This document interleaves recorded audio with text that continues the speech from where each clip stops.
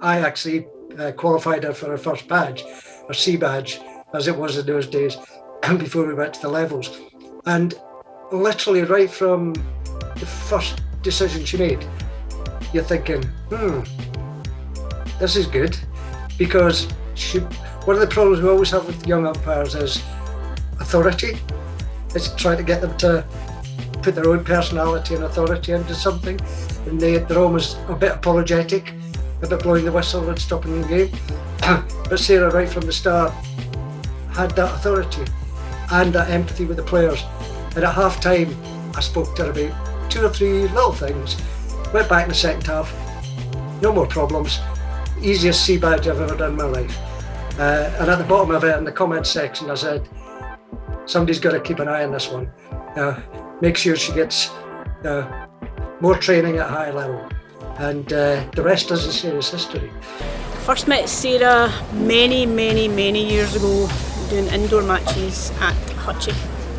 And George Guy was there, she was umpiring for East. And I said to George, she's got something. You know, you just have an inkling that someone's got that wee something special. And Sarah, we knew from the start, had something special. And then I've been involved, obviously, at European level with her. She was one of my umpires at under 21 Euros in Amsterdam, in Den Bosch. Did fantastic there, and it's just really worked her way up. And I've been at loads of tournaments with her. When I was TD at the Euro Nations in Amsterdam, she was discussions with the UMs, etc. beforehand, and she was one of our top 4 umpires at the tournament and ended up in the final. And she's done 4 EHF finals now, so I mean, she's just, both her and Martin, I just love watching umpire. I think they have a really nice, calm manner on the pitch. Nothing seems to faze them. Whether they're phased inside or not, you wouldn't know. But the two of them, I just feel, come across really well. And they relate to the players and they talk to the players. So I just think, you know, that she's done fantastically well. And to get her second Olympics with one of her mates, you know. And, you know, Scottish umpires punching way above their weight in the world level, which is fantastic. I remember hearing that she was kind of getting like fast track because she'd got quite a bad injury playing wise, so wasn't really going to be playing. So, and I thought, yeah, like why not? Do you know what I mean? It's like it's a great idea to get more young umpires in. You know, so many of us just play. And yeah, you kind of knew from early on that she kind of was like, she's one of these people, if she's going to do something, she's going to do like 100%. So you knew that she was going to take this seriously and she was going to like do this properly. So you could tell that she was taking it seriously and was just really getting passionate about it. And yeah, you could tell that she was, having been a player, quite a good standard, you know, she knows what it's like. And no disrespect to any other umpire that doesn't, but I think it's a massive advantage that she, and I think that's what stood her in good stead, is that she's such a good communicator. And that was from early on.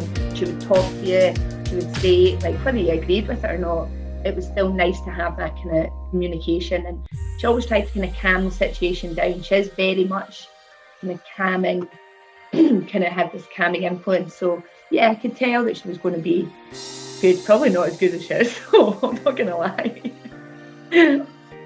She's on that pitch to enjoy herself too. We always talk about that. There's 3 teams there. There's the umpire team and there's the 2 teams that are playing against each other. But it's very important that all of them are there for the same reason, to have a good, enjoyable, safe game of hockey. And I think Sarah's a master at it. And one of the reasons is that because she played up to a very high level herself, she has an amazing empathy with the players. She understands the difference between a bad tackle and a slightly mistimed tackle. And she'll happily communicate with the players as well, as long as they're respectful. And I think it's all these things that have just got together to make her the umpire she is now. And I think she has an enormous respect in world hockey because of her ability to communicate with the players. She was quite feisty, if I remember. Very skillful, really skillful player, which I still see now coaching with her, like at school, when she's coaching teams. It's funny watching it because I don't really remember playing against her at club or anything, to be honest. So seeing her playing, because I'm so used to her not having a stick in her hand, to then having a stick in her hand, I'm like, oh, here we go, here's Miss Wilson, let's see what she can do. And then I'm like, oh my God, actually you remember you actually being quite good.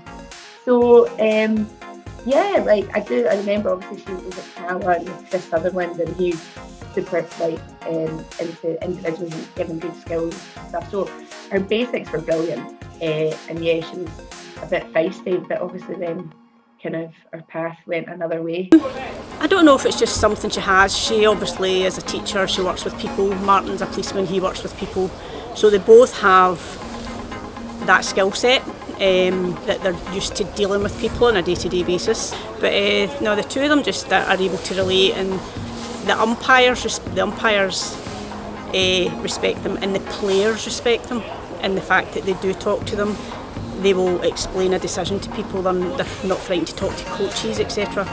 And it just it's helping to educate people about the game as well. And the two of them just come across really well, and they've both done amazingly well.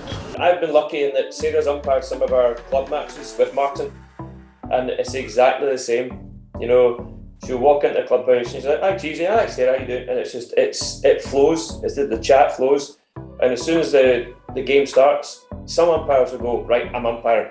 It's sir." Sarah's just like, "You missed that." And I'm like, "Yeah, I know." And you have a laugh about it. And you know what? If every umpire did that, it would be brilliant. But not everyone's like that. But Sarah's the same as Martin. She's just got that mannerism and that chat.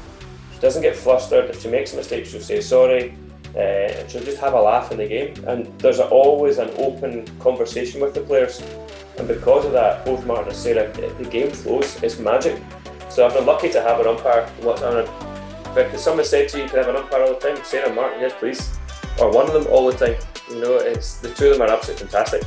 Sarah Wilson, she's not as quiet as everyone thinks she is. She's got a wicked sense of humour, good fun, likes being part of the team, and just really nice to know. Really nice to know. A really nice person. So I've only worked with Sarah a couple of times, maybe once or twice. Again, she's the most appreciative person that I've ever met. She's very, very humble. In fact, humble is beyond the actual expression we use. She absolutely supports, appreciates any support that she gets from any single person. A couple of wee things she'll always say, "Yeah, I'll have a wee look at that." That's really helpful. And also, I think just like Martin, she does an awful lot to help our developing umpires, and both male and female, and we quite rightly so, because we hold these guys up to be the absolute best of the best, and I think they acknowledge that, they embrace that, and certainly in Martin Sarah's case, they are very understanding that we have a job to try and find someone to step into their shoes and whenever they decide to retire, and I hope for both of them is that they go for as long as they can, as long as they can stay fit, and as long as they can devote the time to umpiring. I hope they do, and once that time goes past, then they've got huge amounts of knowledge to try and reinvest as umpire coaches within this country. That's a long time in the future. But Sarah's a very humble woman, and absolutely appreciative of every single piece of advice that anyone gives her. I mean, not just me, but other people, just maybe something simple like positional stuff. She should just say, I've never noticed that before. Let me look. And again, nothing but very polite and very positive. So really good torchbearers for our officiating community, I think. Sarah's like brilliant. She's just comes into work. Well, in saying that, she's always in work before me, but she's dead bubbly. Always smiling, always laughing, like just loves the banter, loves kind of giving it, can take it so well as well, and we just have such a laugh, and she's always so positive. She's one of these people that anything that comes her way, like challenges, she's just always looks like has a positive outlook on it, and it's so refreshing to work with somebody like that. So nah, she is. She's always kind of got a smile on her face at work and kind of a bit of banter. And if she doesn't have a smile, it's not there for long, and it will come back pretty quick. You can always get it back pretty quick, and you'll have a laugh with Sarah. And when she starts laughing, well then we're all gone, because she's infectious.